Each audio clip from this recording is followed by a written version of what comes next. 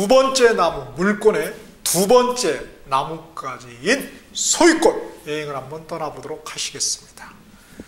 저 대륙을 호령했던 우리 광개토대왕 할아버지의 그 기백으로 한번 소유권을 조망해 봅시다. 자, 맨 앞에 나무 보니까 소유권이 이제 두 번째 나무 해가지고 나무까지 해서 오른쪽이 위치해 있죠. 그래서 오른쪽 것들은 다 뭐다? 법률상 지배권, 관념상 지배권이죠. 그래서 가장 중요한 완전 물권인 이 소유권. 시험에서도 가장 많이 나오죠. 그렇죠? 그래서 이 소유권, 결국 소유권 파트의 핵심은 뭘까요?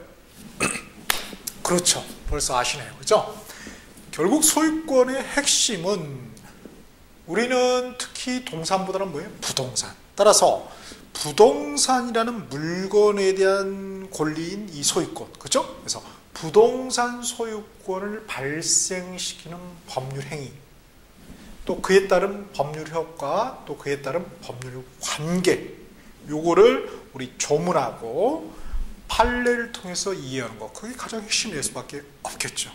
그리고 또 하나, 부동산 권리 발생을 가져오는, 그죠? 의사표시가 없어도 그냥 발생을 그냥 법의 규정에 의해서 자연스럽게 가져오는 그 법률 규정에 따른 법률 효과, 법률 관계를 역시 조문과 판례를 통해서 이해하는 것, 그게 가장 핵심이 되겠죠. 그죠? 포커스가 단지 소유권이라는 거, 그죠? 그거 하나 외에는 별로 뭐 앞에 거하고 크게 차이가 없습니다. 물론 끝까지 그러겠죠. 그죠? 물건이. 자, 그래서 우리 부동산 소유권을 발생시키는 법률 행위에 따른 법률 효과, 법률 관계는 앞에 물권 총칙의 186조에서 이미 배웠습니다. 그죠? 그래서 법률 행위는 뭘 해야 된다? 소유권이 발생되기 위해서는 등기를 해야 된다. 등기. 그래서 이게 하나 추가됐죠. 그렇죠? 등기를 해야 된다. 그리고 법률 관계는 절대적 지배권이니까 소유권은 그 누구에도 다 주장할 수가 있다. 그래서 절대적이다. 요거는 이제 186조에서 배웠던 것이고, 그리고 186조 예가 등기 없어도 된다. 뭐에 의한 경우? 법률 규정에 의한 경우. 그렇죠? 상속, 기타 법률 규정에 의한 경우는 우리가 등기 없이도 부동산 소유권이 발생되더라. 그리고 당연히 법률 관계는 절대적이 되다. 이건 이제 187조에서 배웠던 것이죠. 그러면은 이 각칙, 그거는 이제 물권 총칙이었고, 이 각칙인 소유권에서는 그러면 뭘 배울 거냐 이거야. 뭘 배울 거냐. 여기에서 총칙에서 언급되지 않은 게 하나 있겠죠. 그렇죠? 그걸 배운다는 거야. 자, 그게 뭐냐면은 우리 187조의 예외가 또 있습니다. 그렇죠? 법률 규정에 의한 등기를 할 필요가 없는데 예외적으로 법률 규정에 의한 부동산 소유권 발생이지만 등기를 해야 되는 경우가 있더라. 그걸 이제 우리 245조, 그죠? 점유취득시효, 등기부 취득시효. 그래서 취득시효, 시효취득 같은 말로. 그래서 시효취득이라는 것에 대해서 우리가 배울 것입니다. 오케이? 그래서 그때는 예외적으로 법률 규정임에도 불구하고 등기를 요하더라. 이걸 이제 배우겠죠. 그렇죠? 역시 그에 따른 법률 관계는 절대적이 되겠죠. 그렇죠? 이게 이제 하나 더 추가되는 거예요. 그리고 또 하나, 소유권이 말이죠. 그렇죠? 절대적이긴 하지만은 우리 어떻게 돼 있습니까? 우리 부동산학 개론에서 토지는 서로 어떻게 돼 있어요? 그렇죠.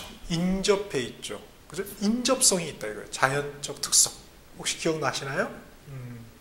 그래서 그 자연적 특성인 그 인접성의 어떤 경제적인, 그죠? 또는 뭐 더 종합적인 그런 파급 효과는 우리가 부동산학 개론에서 다뤘던 것이고, 여기 소유권 파트에서는 법률적인, 특히 이제 사법적인, 좀 민법적인 그 파급 효과로서 법률 관계가 이제 상관관계라는 게 있습니다. 서로 상자 관련된 거죠. 인접해 있다 보니까. 그렇죠? 그걸 어떻게 할 것이냐. 이런 것도 이제 규정이 돼 있습니다. 그렇죠? 자, 그래서 앞에 소유권 파트 한번 보시면은 맨 앞에 그 나무 다음에 물권에서 그 핵심의 소유권 보니까 자, 첫 번째 시효 취득, 같은 말로 취득 시효, 그쵸? 시효 취득 시효가 뭘로 보여야 돼요? 법률 규정 이렇게 보여야 되죠, 그쵸? 그걸 배우는 거구나. 똑같네 뭐, 그쵸? 그래서 그렇게 해서 소유권이 발생되려면 어떤 요건을 구비를 해야 되는지, 그렇죠? 그리고 법률 관계는 당사자 간은 또 어떻게 되고 또 제3자의 또 관계에서는 어떻게 되는지, 그렇죠? 특히 이제 판례의 결론이 중요하죠, 핵심. 그리고 이제 그림을 통해서 우리가 아주 심플하게 배울 것입니다. 그 다음에 두 번째가 이제 공동 소유죠. 일반적으로는 이제 혼자 소유하는데 이제 공동으로 함께 이렇게 소유하는 경우가 있죠. 물론 그렇다 하더라도 물권인 소유권은 한계죠. 사람이 여러 명일 뿐이죠, 그렇죠? 그래서 공동 소유가 보니까 공유, 합유, 총유 이렇게 이제 좀 세분됩니다. 그래서 그 공통점이 뭐고 또 차이점이 뭔가. 특히 포인트는 뭐예요? 그렇죠, 역시 차이점이 되겠죠. 그 다음 세 번째 이제 앞에 언급했던 요 상린관계, 이제 조문의 내용. 근데 특히 이제 관습이 우선한 경우, 우리 민법이 있지만은 조문이 상린관계 규정이 있지만은 다른 관습이 있어요, 이거하고. 그러면은 그 경우에는 민법 성문법보다 관습이 더 우선시되는 경우가 있더라. 그런 경우가 어떤 경우냐를 암기해야 되겠죠, 그렇죠? 그게 이제 중요하고, 그다음 네 번째 이제 마지막으로 중요한 게 선의 취득입니다. 시효 취득처럼 선의 취득도 뭐다? 법률 규정이 있구나. 법률 규정이구나. 단 차이가 있다면은 시효 취득은 그 객체, 그죠? 대상에 부동산도 되고 동산도 되지만 선의 취득은 동산에 한정됩니다. 그렇죠? 우리 시험은 좀 덜 적게 나오지만 그래도 민법 출제하신 분이 굉장히 중요시 여긴다 이거예요, 그죠? 동산만을 대상으로 하지만은 부동산은 안 되지만 그래도 이게 나올 수가 있기 때문에 또 그 성립 요건이 무엇인지를 또 이해를 해야 되겠죠, 그렇죠? 자, 그러면 구체적으로 한번 우리 소유권 들어가 보시겠습니다. 자, 소유권 핵심 박스에 보니까 우리가 늘 잊지 말아야 될 것은 점유권부터 시작해서 마지막 저당권까지 그 본질은 뭐다? 막강한 절대적, 배타적 지배권이 뭐다? 물권이라는 거예요, 그렇죠? 당연히 물권이니까 물권에 기한 청구권이 물권적 청구권이 있겠죠. 물권, 소유권, 물권, 소유권에 기한 물권적 청구권이 있을 것이다. 그걸 이제 우리 213조, 214조에서 배울 것입니다. 그렇죠? 자, 한번 들어가 볼게요. 그 다음에 박스에서 핵심 박스에서 마지막에 법조문 구성이라고 되어 있죠. 크게 이제 세 부분으로 구성되어 있더라. 그래서 제1절에서는 소유권이 대체 뭐냐, 그렇죠? 소유권이 법률행위든 법률 규정이든 발생이 됐다, 유효하게. 그러면 그 발생된 소유권의 실체가 뭐냐를 제1절에 규정을 해 두었고요. 그 다음 제2절에서는 법률 규정에 의한 소유권 발생. 그쵸? 여기 이제 하나 더 추가된다 이거예요. 추가돼요. 소유권만에 물론 이제 다른 권리도 일부 적용이 되지만은, 그러니까 물권 전체에 적용되는 게 아니라는 거죠, 그거는. 그 규정은. 물권 중에서도 일부 물권, 그렇죠? 소유권이라든지 지상권이라든지 지역권이라든지 전세권. 일부 물권에 한해서 적용이 되기 때문에 총칙에다 넣을 수가 없던 거였겠죠. 그래서 이제 각칙인 이 소유권 파트에 넣어놨을 것입니다. 그 다음 마지막 이제 제3절이 공동 소유에 대해서 규정을 하고 있습니다. 자, 제1조 소유권의 한계 뭐죠? 211조 소유권의 내용. 소유자는 법률 범위 내에서 그 소유 물을 사용 수익 처분할 권리다. 물에 대한 권리. 그러니까 뭐예요? 물권이 되겠죠. 당연히. 그렇죠? 그래서 권리는 우리 소유권의 객체가 되지 못합니다. 물건이어야 된다는 거예요. 왜? 211조에 그 내용이 규정이 되어 있잖아요. 물권 법정주의. 종류뿐만 아니라 그 내용도 당사자가 임의로 창설하지 못하는 거죠. 그렇죠? 다음에 212조 소유권의 범위에서 정당한 이익이 있는 범위 내, 그렇죠? 토지의 상하에 미칩니다. 요거는 우리가 어디서 본 것 같죠? 어디서 봤습니까? 우리 부동산학 개론의 총론 파트에 보면 부동산의 속성이에요. 공간성이라는 걸 우리 배웠습니다. 공간 가치로 세요 부동산. 그래서 이 공간이라는 개념, 그렇죠? 이것도 연관되는 겁니다. 하나다, 전 과목이. 그 다음 이제 213조 14조가 소유권에 기한 물권적 청구권 규정인데요. 자, 여기 출제자 의도는 뭐냐? 그래서 다음 페이지 보면 날개 박스, 오른쪽 날개 박스 맨 위에 보시면은 봅시다. 소유권에 기한 물권적 청구. 사례를 통해서 과연 수험생들이 이해할 수 있는가? 그래서 사례상이 여기 이제 중요하고요. 그죠? 그 다음에 상리권은 다시 보도록 하죠. 그래서 자, 213조 소유물 반환 청구권. 자, 거기에 반환 청구권에다 파란 펜으로 밑줄 쫙 하시고요. 소유자는 그 소유에 속한 물건을 점유한 자에 대하여 반환을 청구할 수 있다는 것이 원칙입니다. 그래서 소유권에 의한 물권적 청구권이죠. 자, 소유권에 의한 물권적 청구권에다 빨간 펜으로 밑줄 쫙 하시고요. 그러나 단서가 있습니다. 점유자가 그 물건을 점유할 권리가 있는 때는 반환을 거부할 수 있다. 그렇죠? 당연하겠죠. 그렇죠? 즉 소유자는 여기에 적어진 대로 점유할 정당한 권한이 있는 그 자에게는 반환을 청구할 수가 없다는 것이죠. 그렇죠? 권한이라는 건 우리가 권리의 원천을 말하죠. 214조 소유물 방해 제거 방해 예방 청구. 그래서 파란 펜으로 방해 제거 방해 예방 청구권. 소유자는 자, 제거를 청구할 수 있고 방해 염려가 있는 행위자. 염려에다가 검정펜. 행위자에서 그 예방이나 그러니까 또는이죠. 또는 둘 중에 하나다. 그래서 둘 중에 하나 골라서 하는 거지. 예방도 하고 손해배상 담보도 청구 이건 아니다는 거예요. 그래서 일상평화. 우리 조문에서 좀 어려운 게 일상평화를 뒤바꾸는 경우죠. 실제 기출이 됐던 내용입니다. 그래서 예방이나 손해배상 담보를 청구할 수 있다. 손해배상을 청구할 수 있습니까? 손해배상의 담보를 청구할 수 있습니까? 다르죠. 담보하고 그 바로 청구하는 것은. 그렇죠? 그래서 손해배상 담보, 그 담보에다 검정펜 넣으시죠. 가로에 놓고 손해배상 X, 손해배상 담보를 청구할 수 있다.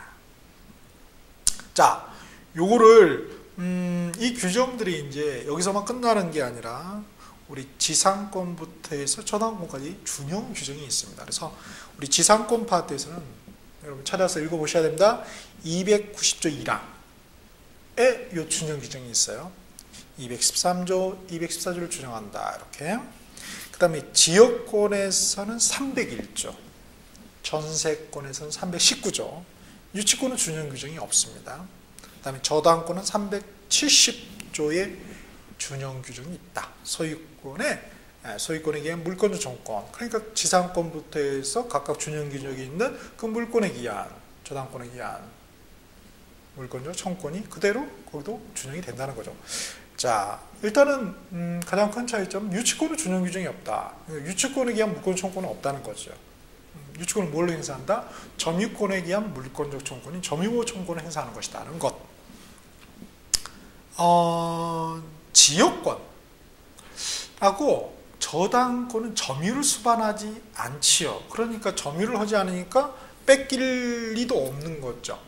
뺏길 이유가 없는 거죠. 그렇죠? 점유를 해야지 뭐 뺏기든지 만들든지 할 거 아니에요. 그러니까 여기의 경우에는 213조 준용 규정이 없습니다. 214조만 준용된다는 것. 이걸 또 주의하셔야 되겠죠. 215조는 참고적으로 읽어보시면 될 것 같아요. 읽어볼 필요도 없습니다. 사실 필기체 보면 사문화된 죽은 조문이다. 그죠? 집합건물법에 특별법이 생겨서 특별법 우선주의에서 그거 쫓아가는 거예요. 그죠? 나오지 않습니다. 그 다음 밑에 보니까 상린권하고 지역권을 비교해 있는 표가 있죠. 자, 상린권에다 빨간 펜 밑줄 하시고요. 자, 상린권이라는 것은 상린관계에 따른 권리가 되겠죠. 그렇죠? 물권은 아닙니다. 자, 그럼 상린권은 그러니까 소유권의 한 내용일 뿐이죠. 자, 우리 뭐 원천권처럼 말이죠. 상린권 오른쪽 날개 박스 보시면 상린권 출제자도 자, 조문 숙지하고 있는가? 관습이 우선되는 경우가 어떤 경우인가? 그게 이제 시작인 포인트가 되겠죠. 자, 그래서 상린권, 지역권 비교표를 한번 보시죠. 물권이 아니고 물권이고 지역권은 그 다음에 상린권은 서로 인접해야 돼요. 지역권은 꼭 인접할 필요까지는 없죠. 인접해도 되고 안 해도 되고. 성립 근거도 이렇게 나와 있고요. 그 다음에 인접성이 요구되냐 불요구되냐 이런 차이점. 그 다음에 소멸시에 걸리냐 걸리지 않느냐. 우리 소유권의 한 내용이라 했죠. 소유권은 소멸시에 걸리지 않아요. 그래서 소유권에 기한 물권조 청권도 소멸시에 걸리지 않고 당연히 이 상위권도 소멸시에 걸리지 않겠죠. 그러나 지역권은 20년에 소멸시에 걸린다는 예외가 적용되죠. 그 다음 상린관계, 오른쪽 날개박씨 보시면 상린관계에서 인접하고 있는 부동산의 소유자나 이용자의 상호간의 조절이다. 꼭 소유자에 한정되지 않는다는 거죠. 그렇죠? 자, 다음에 그러면 상린관계에 관련된 이제 조문들이 쭉 우리 나열이 돼 있습니다. 그렇죠? 이걸 볼 텐데요. 중요한 것만 보도록 하겠습니다. 여러분 모두 읽어보셔야 돼요. 여러분을 믿고 저는 이제 가겠습니다. 믿어도 되겠죠? 오케이, 그렇죠? 자, 그러면 상린관계에서 이제 중요한 조문이 가장 중요한 게 이제 219조입니다. 뒤에 보실까요? 219조 주의 토지 통행권입니다. 밑에도 보면 또 통행권이 나와요. 차이점이 있다는 위에는 공짜가 아니고 밑에는 공짜라는 거죠. 220조는. 자, 219조 유상에다가 검정펜 밑줄로 쓰고, 자, 통행권에다 파란펜. 자, 1항에 그 다음에 220조는 무상에다 검정펜, 통행권에다 파란펜. 이 두 개를 이제 잘 비교하셔야 되겠죠. 자, 219조 보니까 1항에 어느 토지야, 이제 애초부터 원래 어느 토지와 공로, 공적인 길이니까 도로를 말하겠죠. 공로 사이에 그 토지의 용도에 필요한 통로가 없는 경우에, 자, 이거를 갖다가 이제 우리 부동산학 개론에서 뭐라고 그랬습니까? 그렇죠. 토지 분류에서 기억나시나요? 총론 파트에서 맹지라고 했죠. 그렇죠? 거기는 이제 그 용어의 개념이 중요한 것이고, 부동산학 개론은 여기서는 뭐예요? 법률 관계가 어떻게 되느냐 이거예요. 맹지의 경우에 상린관계가 있다, 상린권이 있다, 공짜는 안 된다. 이걸 이제 규정을 해놓고 있는 권리적인 측면에서. 그 다음에 이제 우리 공법의 건축법에서는 어떻게 되죠? 공법 마지막에서는 건축할 수 없다. 이렇게 되는 겁니다. 또. 그러니까 똑같이 맹지를 보는데 그럼 좀 관점에 약간 차이가 있지. 결국은 맹지를 바라보고 있다는 거예요. 자, 없는 경우에 그 토지 소유자는 주위의 토지를 통행 또는 통로로 하지 아니하면 공로에 출입할 수 없거나 과다한 비용을 요하는 때, 그렇죠? 그런 때에 한해서 그 주위의 토지를 통행할 수 있고, 자, 통행에다 검정펜 있고, 필요한 경우에는 통로 개설. 그러니까 필요한 경우에는 통로 개설까지도 할 수 있네요. 꼭 통행만 하는 게 아니라 통로 개설에다 검정펜. 자, 가로에 보니까 현재의 용법에 따른 이용 범위에서만 인정된다. 그래서 96-33433 이렇게 되어 있네요. 그렇죠? 자, 이게 우리는 조문을 통해서만 이해하는 게 아니라 반드시 필요한 경우라면 판례를 통해서 이해할 필요가 있다는 거죠. 그렇죠? 그래서 여러분이 판례를 어떻게 검색할 것이냐, 이게 또 중요한 문제가 되는 거죠. 우리가 법 조문 검색은 제가 말씀드렸죠. 법제처 가서 검색하시면 되고요. 판례 검색은 우리 시험에 나오는 것은 대법원 판례입니다. 그래서 그 번호들이 있지 않습니까? 번호에 보면 가운데 다라고 돼 있죠. 그렇죠? 이게 이제 대법원 민사에 관련 판례다. 이렇게 사건 종류를 말하는 것이고요. 앞에 96은 1996년에 이 소송 사건이 접수가 됐다는 거예요. 뒤에는 이제 판결 번호가 되겠죠. 이렇게 사건 번호만 알면은, 그죠? 아주 디테일하게 이 세부 내용까지 다 알 수 있습니다. 여러분 한번 잠깐 막간을 이용해서 한번 해보시면 좋을 것 같아요. 그래서 대법원 들어가셔가지고 거기 대국민 서비스에 찾으셔서 종합 법률 정보를 클릭하시면은 판례로 들어가시면 돼요. 판례에서 상세 검색했죠? 거기다가 이 번호를 쳐보세요. 자, 쳐보셨나요? 무지 빠르시네요. 자, 그러면 이제 사건 번호를 거기다 넣으면 되죠. 이걸 쫙 나옵니다. 더 중요한 것은 정말 그 왼쪽에 너무 잘 돼 있어요. 그렇죠? 요새는 뭐 지식이 자랑거리가 아니야. 어디든지 다 알 수 있죠. 그렇죠? 그래서 왼쪽에 보면은 뭐 무슨 그림 같은 게 이미지가 떠 있죠. 거기서 그 참조 조문 같은 거 있잖아요. 이 판결을 할 때 판사님이 무슨 조문을 컨닝을 했는지까지 다 이실직고를 하고 있습니다. 너무 좋은 세상이에요. 그래서 자, 그렇게 되고요. 그러나 이로 인한 손해가 가장 적은 장소와 방법을 선택해야 된다. 그죠? 그리고 따라서 말이죠.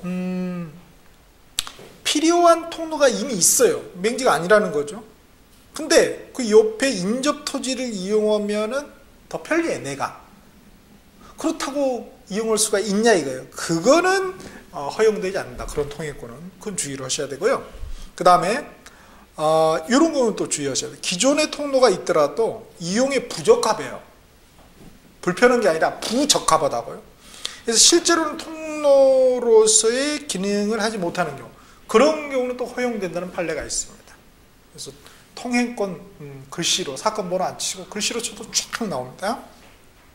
그 다음, 맹지였는데 공로가 개설이 됐잖아요. 그쵸? 그럼 주의 토지 통행권은 어떻게 된다? 소멸이 되겠죠, 당연히. 그쵸? 그 다음 219조 2항 봅시다. 전항의 통행권자는 통행지 소유자의 손해를 보상해야 된다. 그러니까 공짜가 아니다는 거죠. 그렇죠? 자, 손해보상이다. 검정펜 밑줄을 쓰고요.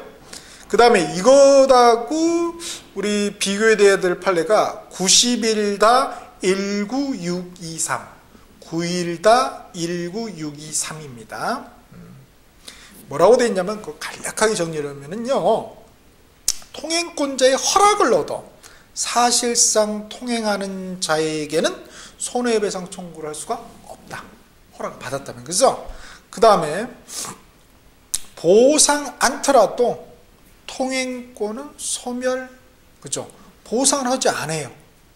돈을 내야 되는데, 유상의 이런 경우에. 그렇다 할지라도 보상 않더라도 통행권은 소멸하지 않는다는 것. 그죠? 단지 뭐예요? 채무 불이행 책임만 발생한다는 거. 그런 내용도 좀 주의를 하셔야 되겠습니다. 그 다음 220조 분할 일부 양도와 주의 무상 통행권. 요거는 자, 그래서 요거 같은 경우는 앞에 딱 규정이 돼 있죠. 그렇죠? 그래서 토지에 직접 분할받은 자, 그 다음에 일부 양도의 당사자 사이에서만 인정된다는 것. 그 규정에 의해서. 그렇죠? 그래서 1항에 보면은 맨 끝에 보상의 의무가 없다. 그러니까 무상 통행권이 되겠죠. 그래서 1항에 분할로 인하여, 그러니까 이건 나중에 이런 경우죠. 그렇죠? 219조는 애초부터고, 이거는 나중에. 자, 포인트는 역시 다음 페이지 보시면은 날개 박스에 관습이 성문법보다 우선 적용되는 경우는 이렇게 나와 있죠. 자, 파란펜 밑줄 하실까요? 관습이 성문법보다 우선 적용. 거기다 파란펜 밑줄 하시고요. 자, 1항에 보니까, 1번에 보니까 소통공사의 비용 부담. 이런 점들을 읽어보자는 거죠. 그러니까. 그 다음에 2번이 또 저수 관련해서 비용 부담. 3번이 수류 변경. 4번이 공용 하천 용수권부터 해서 뭐 용수권의 승계. 그 다음 5번이 경계표. 그리고 6번이 경계선. 7번이 특수지역권. 이런 것들의 경우에는 이 규정하고 다른, 민법의 조항이 규정하고 다른 관습이 있으면 그 관습이 우선 적용된다는 것입니다. 자, 그래서 이건 이제 밑에 두 문자 암기로 돼 있죠. 어쩔 수 없어요. 그렇죠? 그래서 검정 동그라미를 하실까요? 1번에 소, 2번에 저, 3번에 수, 4번에는 공자 동그라미, 컴마 다음에 하자 동그라미, 컴마 다음에 용자 동그라미, 그 다음에 5번에 경, 6번에 경, 7번에 특. 그래서 소저 수공하용 경경 특.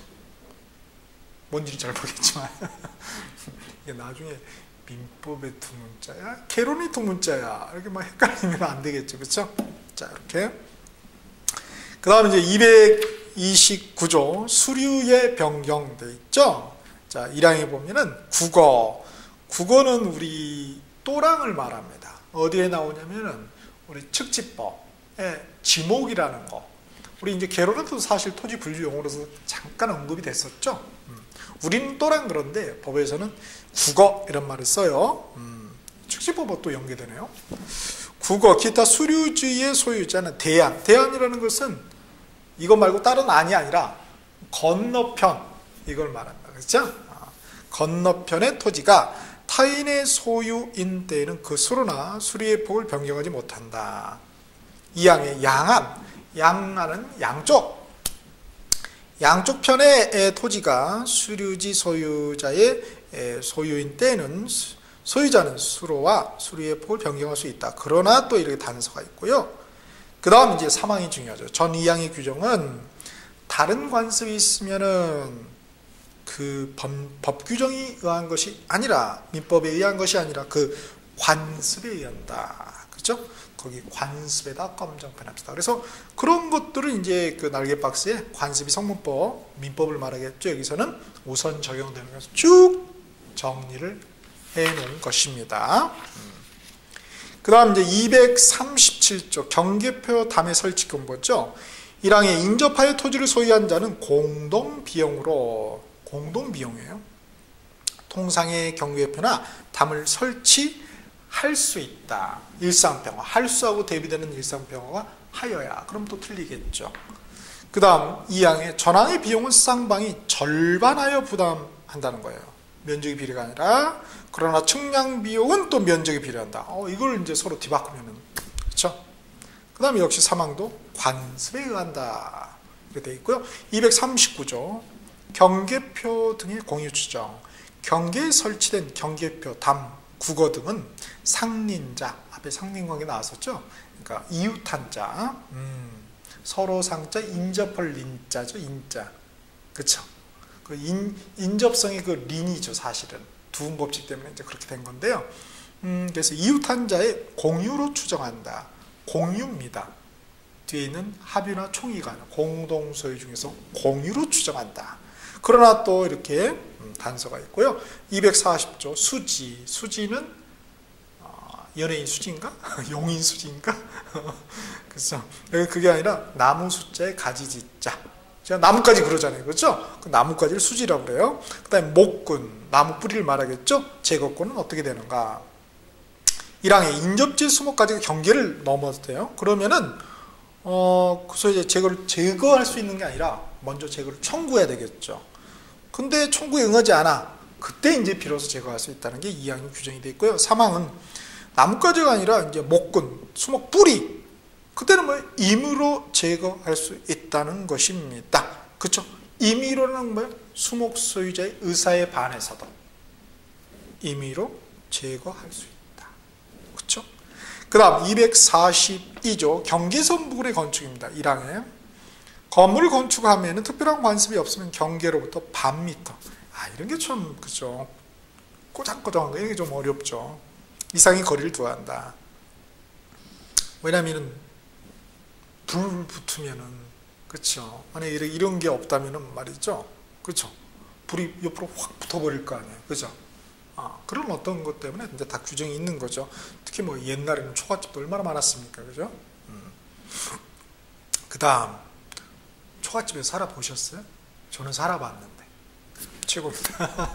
그 다음에 2항에 인접지 소유자는 또 건물의 병에 철거를 청구할 수 있다. 그러나 건축에 착수하는 1년이 경과하거나 건물이 완성된 후에는 말이죠. 어쩔 수 없이 손해배상만을 청구할 수 있다는 거죠. 다 돼 있는 거 이미 뭐 끝날 쯤 돼 있고 다 돼 있는 무너뜨리면 이거는 사회적으로 너무 손해죠. 그쵸? 그런 면이 있다는 거예요. 그래서 그 다음 243조 참여시설 의무. 경계로부터 2m 거리에서 이렇게 내부로 관망할 수 있는 창이나 마루를 설치하는 경우에는 적당한 차단막이죠. 그렇죠? 이거를 설치하여야 합니까? 할 수 있습니까? 하여야 하는 거겠죠. 그렇죠? 하여야 한다. 마지막 이제 244조 상경관계 지하 시설 등에 대한 또 제한들이 이렇게 또 숫자 이렇게 해서 또 이렇게 또 깔끔하게 규정이 돼 있습니다. 그렇죠? 자, 이렇게 해서 한번 우리가 상린관계 소유권의 실체를 봤고 그 다음에 소유권에 대한 물권적 청구권 그리고 상린관계에 대한 규정을 보았습니다.